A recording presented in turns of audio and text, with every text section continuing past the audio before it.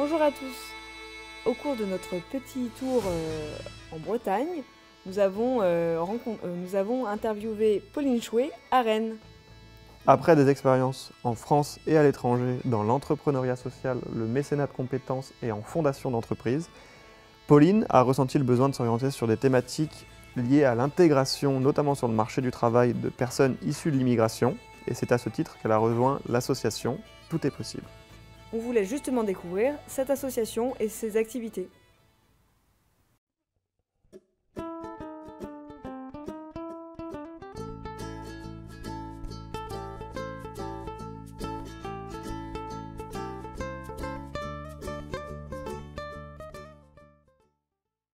Bonjour, je m'appelle Pauline Chouet, j'ai 26 ans, j'habite à Rennes.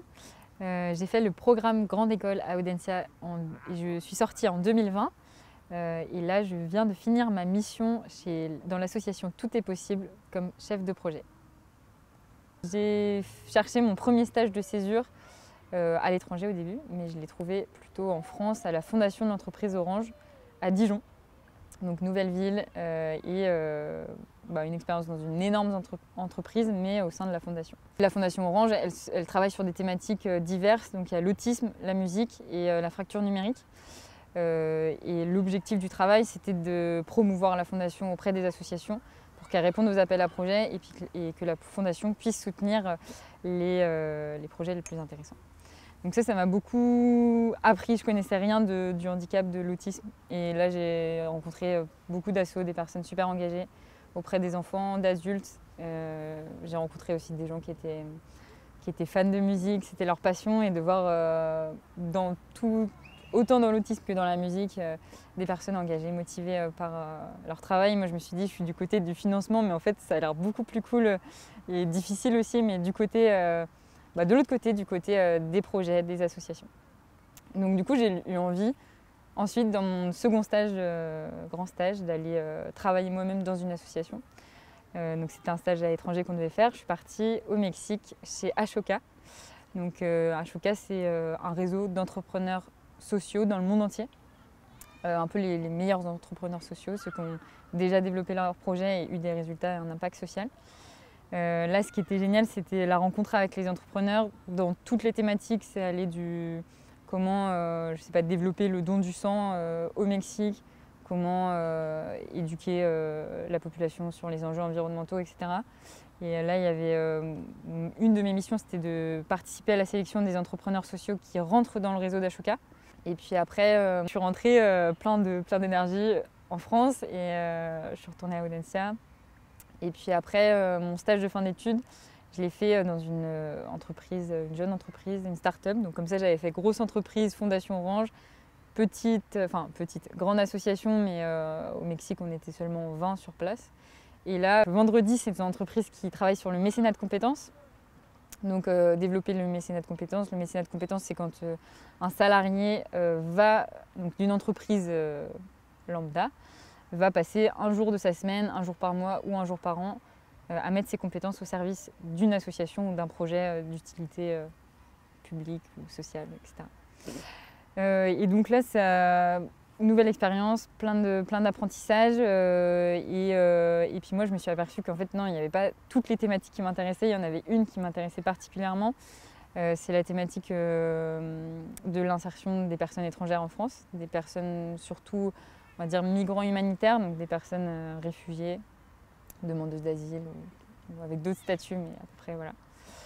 Et donc là, j'ai trouvé, à la suite de mon stage de fin d'études, un travail dans une association qui s'appelle Tout est possible, donc sur la thématique de l'accès à l'emploi des personnes étrangères, comment on trouve des solutions aux problématiques que ces personnes rencontrent, aux problématiques que les entreprises aussi rencontrent pour les intégrer dans leurs effectifs, et que le service public rencontre pour créer une cohésion et un vivre ensemble et que tout le monde se sente chez soi en France.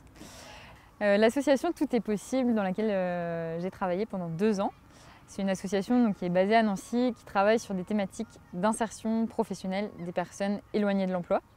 Donc tout profil, ça peut être des personnes avec un handicap, des personnes qui sont au chômage depuis longtemps, des personnes étrangères, des personnes qui sont aidants familiaux.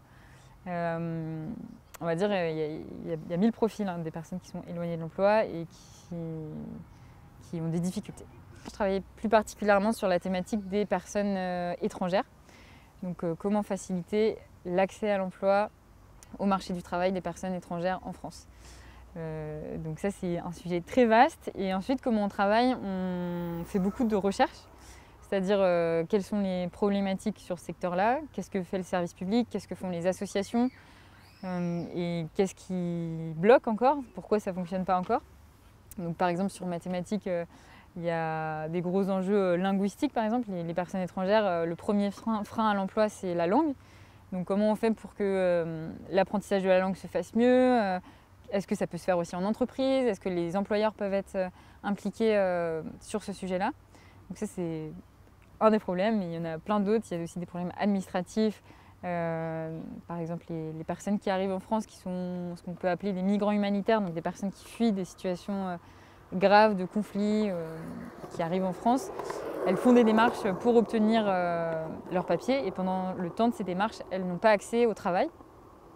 Donc ça c'est un vrai problème parce que pendant 1 an, 2 ans, elles font des démarches et elles sont inactives et du coup elles perdent leur motivation, leurs compétences et elles sont aussi mal, c'est-à-dire elles ne vont pas bien, elles sont en mauvaise santé. Donc comment on fait pour travailler sur cette période-là et la rendre la plus active et utile possible pour ces personnes. Donc ça c'est un exemple des 1000 problématiques qui existent sur le sujet que je travaillais. Donc une fois qu'on a fait notre recherche, qu'on a identifié les solutions et les problématiques qui existent, on identifie ce qui n'est pas traité, donc les problèmes qui persistent. Et ensuite on a 2 manières d'y répondre qui peuvent être simultanées. Soit on fait un plaidoyer, donc argumentaire, auprès des personnes qu'on veut convaincre. Donc les personnes qu'on veut convaincre, ça peut être l'État, ça peut être les entreprises, ça peut être les collectivités territoriales, etc. Donc faire un vrai argumentaire détaillé avec des preuves de ce qui ne fonctionne pas, pourquoi et qu'est-ce qu'eux ont entre leurs mains, quel pouvoir ils ont de changer les choses. Donc ça c'est une manière d'agir pour faire changer les choses. Et l'autre manière d'agir, c'est d'expérimenter soi-même et de faire des projets de terrain. L'un des projets sur lequel j'ai travaillé au sein de l'association Tout est possible, c'était un projet tripartite entre notre association, l'éducation nationale et le rectorat notamment de l'Académie de Metz-Nancy et la Fondation Orange. Concrètement, le projet c'était quoi? L'éducation nationale, ils ont un dispositif qui s'appelle « Ouvrir l'école aux parents » pour la réussite des enfants et qui consiste à donner des cours de français et à expliquer aux parents étrangers comment fonctionne le système éducatif en France. Donc ça, c'est des cours qui se passent dans les collèges et qui sont organisés par l'éducation nationale. Et nous, on s'est dit, en fait, super, et si on parlait à ces personnes-là d'insertion professionnelle? Et ce qui est intéressant, c'est que dans ces groupes de personnes accompagnées dans ces collèges, dans ces écoles, il y a une majorité de femmes. C'est 95% de femmes. Donc nous, on s'est dit, c'est des personnes qui ne viennent pas forcément naturellement vers le service public de l'emploi, vers des associations d'insertion. Et donc, on va aller vers un public peut-être plus éloigné pour parler d'insertion professionnelle. Peut-être que certaines ne sont pas motivées pour travailler, en tout cas pas pour l'instant parce qu'elles ont des enfants en bas âge ou parce qu'elles n'ont pas envie ou elles ont d'autres projets. Mais en tout cas, nous, notre objectif, c'était de planter des graines, expliquer le monde du travail, comment ça fonctionne l'emploi en France, pourquoi on travaille, et pour celles en tout cas qui sont plus loin, qui n'ont pas forcément envie de travailler, et pour les personnes qui sont super motivées à travailler, comment on avance étape par étape pour réaliser leurs projets. Pour les jeunes diplômés et vous qui sortez de l'école, mon petit conseil ce serait que vous suiviez vos envies, vos passions, et que vous ne mettiez pas de limites, et que vous disiez pas oh là là, ce job-là, je l'adore trop, mais je vais pas gagner assez d'argent. Ce job-là, c'est trop loin. Ou il n'y a pas de limite en fait. Même si vos amis, votre famille n'est pas d'accord, en fait vous êtes libre, en tout cas j'espère. Et en tout cas essayez de l'être et de suivre vos envies et votre passion, et puis vous allez aller très loin comme ça.